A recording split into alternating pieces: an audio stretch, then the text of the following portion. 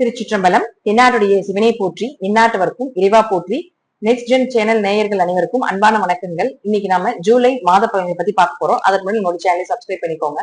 இந்த மாதம் ஃபர்ஸ்ட் என்னென்ன கிரகங்கள் மாறுறாங்க, என்னென்ன கிரகங்கள் சேர்ந்து என்ன யோக பலனை கொடுக்க போறாங்க அப்படிங்கிற நம்ம பார்க்கலாம். ஃபர்ஸ்ட் பாத்தீங்கன்னா சூரிய பகவான் அப்படின்னு சொல்லக்கூடியவர் கடக வீட்டுக்கு வரார் 16ஆம் தேதி மிதுனத்திலிருந்து. இங்க குரு ஆல்ரெடி உச்சமா இருக்கார். அப்ப சூரியனும் குருவும் சேர்ந்து சிவ ராஜ யோகத்தை கொடுக்க போகிறார். இந்த யோகம் அப்படிங்கிறது இந்த வருடம் ஒரு முறை மட்டும்தான் வரும். அதற்கப்புறம் பாத்துட்டீங்கன்னா அடுத்த வருஷம் தான் சூரியன் குரு சேர்க்கை அப்படிங்கிறது ஏற்படும். சோ உங்க ஜாதகத்துல அந்த அமைப்புகள் இருக்கான்னு பாருங்க. சனி பகவான் 26ஆம் தேதி வக்கரகிரி அடைகிறார். உங்க ஜாதகத்தில் சனி வக்ரமாக இருந்தால் மிகப்பெரிய யோகத்தை கொடுப்பார். அப்ப யாருடைய ஜாதகத்தை எல்லாம் சனி வக்ரமா இருக்குதுன்னு பாத்துக்கோங்க. அவங்களுக்கு எல்லாம் எல்லாமே ஜாக்பாட் அப்படிங்கறத நம்ம எடுத்துக்கலாம். அடுத்தது சுக்கிரன் கேதுவோட சேர்ந்து சிம்ம வீட்டுல பயணப்பட போகிறார் இந்த மாதம் முழுவதும். பொதுவாக சுக்கிரன் கேது சேர்க்கை, சுக்கிரன் ராகு சேர்க்கை, சுக்கிரனுக்கு திரிகோணத்தில் ராகு கேதுக்கள் இருப்பது, ராகு கேது சாரத்தில் சுக்கிரன் இருப்பது, இதெல்லாம் ஒரு பெண் சாபத்தினுடைய அமைப்பை கொடுக்கக்கூடிய ஒரு சேர்க்கை அப்படிங்கிற நம்ம எடுத்துக்கலாம். அதே போல ரிஷபத்திலையும் துலாத்திலையும் ராகு கேதுக்கள் இருந்தாலும் இது ஓரளவுக்கு பொருந்தி வரும் அப்படிங்கிறது உண்டு. இது இந்த சுக்கிரன் கேது சேர்க்கை, இந்த பெண் சாப அமைப்பா நம்ம சொல்றது ஒரு யோகத்தையும் கொடுக்கும், அதே போல ஒரு வகையான கெடுதலையும் செய்யும் அப்படிங்கிற அமைப்புகளும் உண்டு. இந்த சேர்க்கை உங்களுக்கோ அல்லது உங்க குழந்தைகளுக்கோ அல்லது உங்க குடும்பத்துல யாருக்காவது இருக்கான்னு பாருங்க. அப்படி இருந்தால் இந்த ஒரு மாத காலகட்டங்கள் மட்டும் கொஞ்சம் கவனமாக இது செயல்பட வேண்டும் அப்படிங்கிறதா உண்மை. இந்த சேர்க்கை மூலமாக யோகத்தையும் தரக்கூடிய அமைப்பும் உண்டு. நாம இப்ப வரக்கூடிய இந்த பதிவுல யாருக்கெல்லாம் இந்த கிரக சேர்க்கைகள் எல்லாம் யோகத்தையும், யாருக்கெல்லாம் ஏதாவது ஒரு பாதகத்தையும் கொடுக்க போகுது அப்படிங்கிறத நாம முழுமையாக பார்க்கலாம்.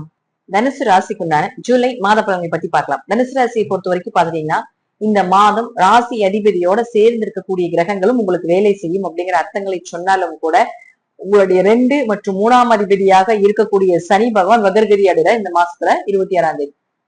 அப்போ சூரியனோட சேர்ந்து உங்களுடைய ராசி அதிபதியாக இருக்கக்கூடிய குரு 16ஆம் தேதிக்கு மேல பயணப்பட போகிறார். இது மிகப்பெரிய யோகங்க, சிவ ராஜ யோகம்.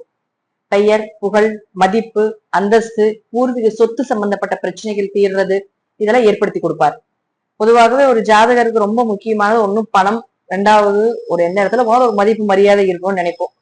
சோ இது ரெண்டுமே தனுசு ராசிக்கு இந்த மாதம் சூப்பரா இருக்கும். ஏன்னா உங்களுடைய ராசி அதிபதி உச்சமானாலும் 2ஆம் இடத்தை பார்க்கும். இப்ப பண வரவுக்கு குறைவில்லாத ஒரு மாதம். எப்பொழுதுமே பாத்துட்டீங்கன்னா பண வரவு தனுசுக்கு எவ்வளவு வந்தால் தர்மங்களும் தானங்களும் செய்யக்கூடிய ஒரு ராசி, நிறைய பணப்புழக்கங்கள் இருக்கும், தெய்வ அனுகிரகம் பெற்ற ராசி, சிவபெருமானுடைய முழு கடாட்சமும் தனுசு மேல இருக்கும் அப்படிங்கிற அமைப்புகள் உண்டு. சோ அப்படி இந்த ராசியில பிறந்திருக்கீங்க அப்படின்னாலுமே இந்த மாதம் கொஞ்சம் கவனமாக இருந்து கொள்ள வேண்டும். என்ன அப்படி ரீசன் அப்படின்னு பாத்தீங்கன்னா உங்களுக்கு சனி வக்ரமானு பாருங்க. சனி வக்ரமாக இருந்ததுன்னா மிகப்பெரிய ஜாக்பாட் காத்துக்கிட்டு இருக்குது ஜூலை 26ஆம் தேதிக்கு மேல. இல்லை என்றால் 6ஆம் அதிபதியாக இருக்கக்கூடிய மற்றும் 11ஆம் அதிபதியாக இருக்கக்கூடிய சுக்கிரன் கேதுவோட போய் சேரப்போகிறார். அதுலயும் நம்ம கொஞ்சம் கவனமா இருக்கணும். ஏன் அப்படின்ட்டுனா உங்களுக்கு முழுக்க சுக்கிரன் கேது பெண் சாப அமைப்பை சொல்லக்கூடிய ஒரு சேர்க்கை. அப்ப பெண் சாப அமைப்பு அப்படிங்கிறது நம்ம சாதாரணமா எடுத்துக்க கூடாதுங்க. அது நிறைய குடும்பத்துல பிரச்சனை, டைவோர்ஸ் வரைக்கும் போகுது. அப்ப தனுசு ராசிக்கு இயற்கையாகவே ஒரு திருமண வாழ்க்கையில ஒரு திருப்தி இருக்காது, திருமண வாழ்க்கையில நிம்மதி இருக்காது. இது 90% தனுசு ராசிக்கு நடக்கும். ஒரு 10% ஏதாவது ஒரு கால சூழ்நிலைகள், கிரக சூழ்நிலைகள்னால மாறலாம். பட் 90% தனுசு ராசிக்கும் தனுசு லக்னக்காரங்களுக்கு ஒரு திருமண வாழ்க்கை எதிர்பாராத ஒரு சில சந்தர்ப்பங்களை கொடுக்கும், எதிர்பார்க்காத ஒரு வாழ்க்கையை கொடுக்கும் அப்படிங்கிற அமைப்புகள் உண்டு. சோ அப்படி இருக்கும்போது கொஞ்சம் கவனமாக இருந்து கொள்ளுங்கள். தேவையில்லாத தொடர்புகள் வரும், தேவையில்லாத ஒரு விஷயங்கள் உள்ள நுழையும். ஆண்களாக இருந்தால் பெண்களிடமும், பெண்களாக இருந்தால் ஆண்களும் ரொம்ப கவனமா இருந்துக்கோங்க. அதாவது இந்த சேர்க்கை உங்க குடும்பத்துல இருக்கான்னு பாருங்க. உங்க குடும்பத்துல யாருக்கு இருந்தாலும் அது யாரோ ஒருத்தருக்காவது நிச்சயமா பழிக்கும். அப்ப குழந்தைகளுக்கு இருக்கு அப்படின்னா, டீனேஜர் இருக்காங்க அப்படின்னா என்ன பண்றாங்க, என்ன செய்யறாங்கன்னு பார்க்கணும். ஏன்னா 11ஆம் இடம் தான் தேவையில்லாத இல்லீகல் தொடர்பு எல்லாம். சோ அப்ப இதெல்லாம் வரும். அது வர்றது அப்படியே பாசிங் கிளவுட் மாதிரி போயிடும். பட் இருந்தாலும் அது கொஞ்ச நாளைக்கு அந்த கெட்ட பேரை கொடுக்கறதுக்கு அதிக வாய்ப்புகள் உண்டு. அப்ப 6ஆம் அதிபதியுமே உங்களுக்கு சுக்கிரன் ஆகி இருக்கும்போது வேலையில பிரச்சனைகள், வேலை மாற்றம் கொடுக்கணும்னு ஒரு அமைப்பு, வேலை சார்ந்த இடத்துல பெண்கள்னால பிரச்சனைகள் வர்றது, ஆண்கள்னால பிரச்சனைகள் வர்றது, இதெல்லாம் ஏற்படுத்தி கொடுப்பார். பட் வேலை மாற்றம் உண்டு. கொஞ்சம் கடன் சார்ந்த விஷயம் இந்த காலகட்டங்களை வாங்காமல் இருப்பது ரொம்ப நல்லது. அடுத்து பாருங்க, உங்களுக்கு 2 மற்றும் 3ஆம் அதிபதியான சனி 4ல வக்ரமாக இருக்கலாம். கொஞ்சம் உடல்நிலையில கவனமா இருக்கணும். பட் குரு பார்வை இருக்கிறதுனால தப்பிச்சுக்கலாம். இந்த மாதத்துல ஏதாவது வீடு கட்டுறது, வண்டி வாகனங்கள் வாங்குறதுக்கான வாய்ப்புகள், அதோட யோசனைகள், அதுக்கான ப்ராசஸ் எல்லாமே நிச்சயமா நடக்கிறதுக்கு வாய்ப்புகள் உண்டு. அடுத்து 5 மற்றும் 12ஆம் அதிபதியாக இருக்கக்கூடிய செவ்வாய் 6ஆம் வீட்டில் இருக்காரு. அப்ப 5 கூடையவர் 6ல இருக்கார், 6 கூடையவர் கேதுவோடு இருக்கார். அப்ப 5ஆம் இடங்கிறது குழந்தைகள். அப்ப குழந்தைகள்னால கொஞ்சம் மனக்கசப்புகள், கொஞ்சம் வெளிநாடு போய் குழந்தைகள் படிக்கிறாங்கன்னா அதெல்லாம் விட்டுறணும். வெளியே போறேன்னா தாராளமா விட்டுருங்க இந்த காலகட்டங்கள்ல. சோ 5, 6 தொடர்புனா கொஞ்சம் குலதெய்வத்துடைய அணுகிறதும் கொஞ்சம் குறைவுன்னு எடுத்துக்கலாம். பட் இஷ்ட தெய்வங்கள் வந்து உங்களுக்கு துணை இருந்து காப்பாற்றி கொடுக்கும் அப்படிங்கிற அமைப்புகளும் உண்டு. ஏன்னா ராசி அதிபதியாக இருக்கக்கூடிய குரு உச்சம் பெறுகிறார். அப்ப அவரே 12ஆம் அதிபதியும் ஆகிறதுனால தன்னுடைய சொந்த வீட்டை பாக்குறாரு. அப்ப 6ல இருக்கும்போது வேலை கண்டிப்பா உண்டு. வேலை ஏதாவது தனுசு ராசிக்காரர்களுக்கு, தனுசு லக்னக்காரர்களுக்கு வேலை வாய்ப்பு உண்டு ஏதாவது ஒரு வழியில. அது தன்னுடைய 12ஆம் வீட்டை பார்க்கும்போது வெளிநாடு வெளியூர்ல வேலை கிடைப்பதற்கான அதிக வாய்ப்புகள் இந்த மாசம் உண்டு அப்படிங்கிறதும் இப்ப நம்ம இந்த வீடியோல சொல்றோம். அடுத்து புதனை பொறுத்த வரைக்கும் 7 மற்றும் 10ஆம் அதிபதி. அப்போ புதன் அக்கரகதியில் இருக்கார். அப்ப நேர் பாதையில போயிட்டு இருக்கீங்கன்னா அதுல குறுக்கு சந்துல தாட்டி விடுறதா புதன். அப்ப திருமண வாழ்க்கையில கொஞ்சம் கவனமா இருக்கணும். புதுசா வரன்கள் பாக்குறீங்க அதுல கொஞ்சம் கவனமா ஆகிடுங்க. வம்பு வழக்குகள் தேவையில்லாம வரும் குடும்பத்துக்குள்ள. 3ஆம் நபர்கள் தலையிட்டு ஒரு பிரச்சனைகள் வர்றதுக்கு வாய்ப்புகள் உண்டு. அதே போல 9ஆம் அதிபதியாக இருக்கக்கூடிய சூரியன் 7ஆம் வீட்டுல இருக்கார்.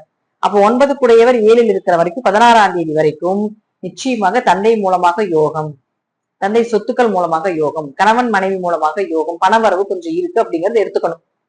16ஆம் தேதிக்கு மேல இந்த சூரியன் உங்களுக்கு குருவோட சேரும் பொழுது முழுக்க முழுக்க முழுக்க சிவராஜ யோகமாக பெரும் பணம் சம்பாதிக்கக்கூடிய அமைப்பும் வரும். ஏன்னா உங்களுக்கு புதன் வந்து 7 கூடையர் மட்டும் கிடையாதுங்க. 10ஆம் அதிபதி தொழில் ஸ்தானாதிபதி. தொழிலை கொடுத்தே ஆகணும். ஆட்சி பலம் பெற்று வக்கரகதி அடைகிறார். அப்ப தொழிலை கொடுத்தே ஆக வேண்டும். தொழில் இருக்கக்கூடிய நல்லா தொழில் ஓடாம இருந்தாலும் கூட ஓட வைக்கும். உங்க ஜாதகத்துல புதன் வக்கரமாக இருந்தா பெரிய யோகம். சனி வக்கரமா இருக்குதுன்னு செக் பண்ணிக்கோங்க, அது அதை விட யோகம். சோ தனுசு ராசி ஒரு ஆன்மீக ராசி. யாருக்காவது தான தர்மங்கள் செய்யக்கூடிய ராசி எதுவாக இருந்தாலும் கர்ணனுக்கே டஃப் கொடுக்குற அளவுக்கு நம்மளுடைய தான தர்மங்கள் இருக்கும் அப்படிங்கறத தனுசு. சோ எல்லாமே பார்த்து பார்த்து குடும்பத்துக்காகவும் குழந்தைகளுக்காகவும் ரொம்ப யோசிச்சு யோசிச்சு எல்லாத்தையும் முடிவெடுக்கக்கூடிய தனுசு ராசிக்கு இந்த மாதம் கொஞ்சம் இந்த சுக்கிரன் கேதுனால வேலையில லாபத்துல கொஞ்சம் வேலை செய்யக்கூடிய இடத்துல பெண்கள்னால ஆண்கள்னால மட்டும் கொஞ்சம் கவனமாக இருந்து கொள்வது என்பது நல்லது. தாயினுடைய ஆரோக்கியத்துல கொஞ்சம் கவனமா இருக்கும். மனசு கொஞ்சம் சஞ்சலங்கள் ஏற்படும். இப்ப மனம் கொஞ்சம் அலைப்பாயும், மனம் சஞ்சலங்கள் ஏற்படும். பட் இருந்தாலும் நம்பிக்கையா இருங்க. ராசி அதிபதி வலுவாக இருக்கிறதுனால எதுவுமே வராது அப்படின்னு சொல்லி எல்லாமே பாசிட்டிவா சொன்னாங்க. வந்ததுக்கு அப்புறம் இது நடக்கலையே அப்படிங்கிறது இது மாதிரி இல்ல அப்படின்னு சொல்லக்கூடாது. எல்லா கிரகங்களும் பாசிட்டிவும் கொடுக்கும், நெகட்டிவும் கொடுக்கும். 50% பாசிட்டிவ், 50% நெகட்டிவ். அது குருவாக இருந்தாலும் சரி, சுக்கிரனாக இருந்தாலும் சரி, ராகு கேதுக்களாக இருந்தாலும் சனியாக இருந்தாலும் சரி, நம்ம கெட்டதுன்னு நினைக்கிறது எல்லாமே ஒரு காலகட்டங்கள்ல நமக்கு நல்லது அள்ளி வாரிக்கு வழங்கிட்டு போயிடும். நம்ம நல்லதுன்னு எதை நினைக்கிறோமோ அது செயல்படாம அப்படியே உட்காந்துருக்கும். சோ இது வந்து எல்லாருக்கும் இருக்கக்கூடிய ஒரு விதிகள் தான். சோ அதனால எதுலயும் கொஞ்சம் பொறுமையாக இருக்கிறது நல்லது இந்த மாதத்துல. ஆனாலும் ஜாக்பாட், பணவரவு, பொருளாதாரம் இதெல்லாம் நல்லா இருக்கு. தாயினுடைய ஆரோக்கியம் ஓரளவுக்கு கொஞ்சம் உங்களுடைய ஆரோக்கியம் ஈக்குவல் பண்ணி பாத்துக்கிறது என்பது ரொம்ப சிறப்பு. பட் குரு பார்வை இருக்கிறதுனால எப்படியும் தப்பித்துக் கொள்ளலாம். சோ வந்து எது எது நன்மைகள் நடக்கும்னு சொல்லியிருக்கேன், எது எது நடக்காதுன்னு சொல்லியிருக்கேன், எதுல பிரச்சனைகள் வரும் அப்படின்னு சொல்லியிருக்கேன். அதற்கு தகுந்தது போல நேர்ந்து கலந்து போவது என்பது நல்லது. சரி, இந்த மாதிரி கிரக சேர்க்கையிலிருந்து தப்பிக்கிறதுக்கும் இந்த கிரக சூழ்நிலையினால வரக்கூடிய கெட்ட பலன்கள் இருந்து தப்பிக்கிறதுக்கும் என்ன பண்ணலாம் அப்படின்னு பாத்தீங்கன்னா, கால பைரவர் வழிபாடு, சுடலை மாடன், கருப்பன் இது போல வழிபாடுகள் செய்வது ரொம்ப விசேஷம்.